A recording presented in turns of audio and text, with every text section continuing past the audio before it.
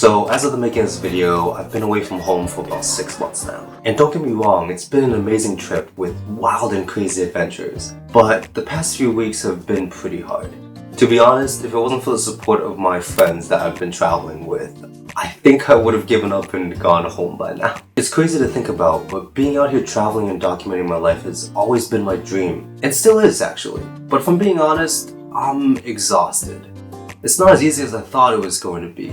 There's actually so much more to storytelling and filmmaking than hitting the record button. And so much work, pre and post-production. And despite having a plan, things might not go the way you want it to. Or you have technical difficulties. Like this one time not too long ago where I had my full 4TB SSD fail on me, with all my footage from both Taiwan and the Philippines. There was just so much stress and work, it overwhelmed me.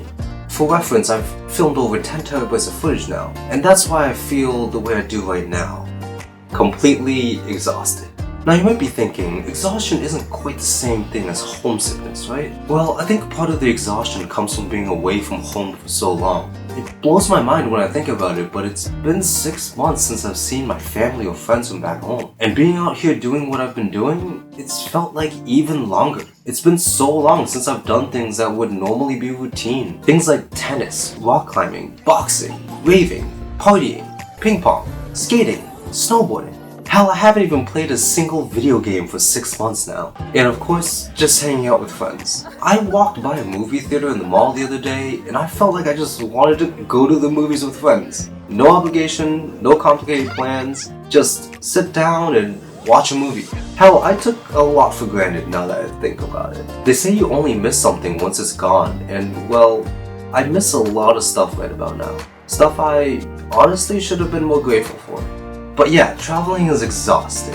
I think the last straw for me was the bus ride my friends Josh, Steve, and I took a week ago. That was the result of bad luck and poor timing with Chinese New Year's and all. Long story short, our train tickets we booked a month in advance got cancelled. And so we ended up taking the bus from a shady, under-the-table, cash-only group of strangers. Wait, Rich.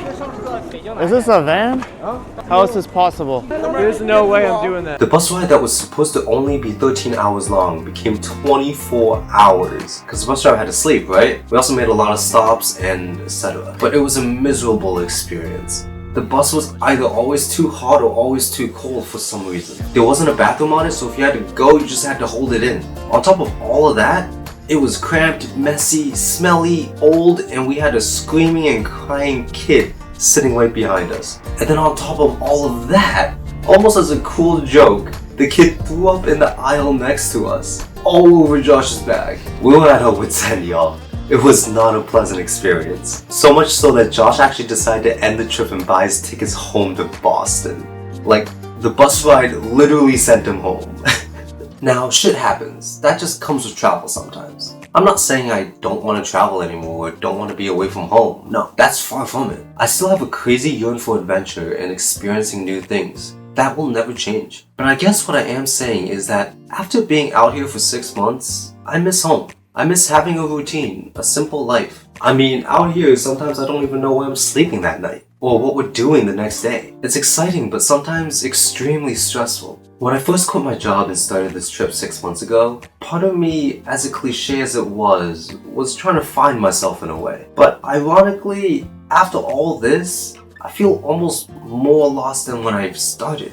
It's like the Dunning-Kruger effect or something like that, where before I used to look at the world map and these countries would just be shapes and names to me. It's something completely different when you're actually there, experiencing the culture and country for yourself firsthand. I guess the reason why I feel more lost now than I did before is I think I've realized the world is so much bigger than I knew it to be when growing up. It's kind of obvious being said out loud, but hear me out. I spent the first 25 years of my life in New England.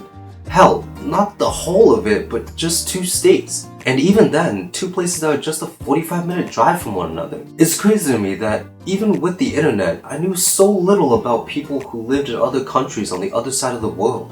I think I had my assumptions, but I never really knew until I experienced it for myself out here. I mean, for one, did you know that most of the world, especially here in Asia, doesn't use toilet paper? That if they do, they never flush it and throw it in a trash can instead? Coming from how I grew up in the US, that is bizarre to me. Like, isn't your poop just living in your bathroom at that point? Something we take for granted in the US, but plumbing just isn't as strong as it is out here. And so most toilets can't handle flushing toilet paper. Also, in some places in the world, it is completely normal to eat and have eaten dogs. Being the only Asian kid growing up in my schools, I used to get bullied all the time for the stereotype of Asians eating dogs. But to my bully's credit, it isn't totally untrue.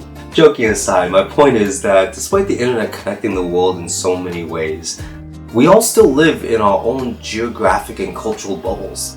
And while being outside these bubbles help you grow, being in such an alien place to me for so long has worn me down a bit and contributed to this feeling of missing home, missing what I'm used to. The thought of picking up the phone and calling a friend comes up more and more often. But after realizing we're on a 12 or 13 hour time difference, it kind of becomes too inconvenient to do sometimes.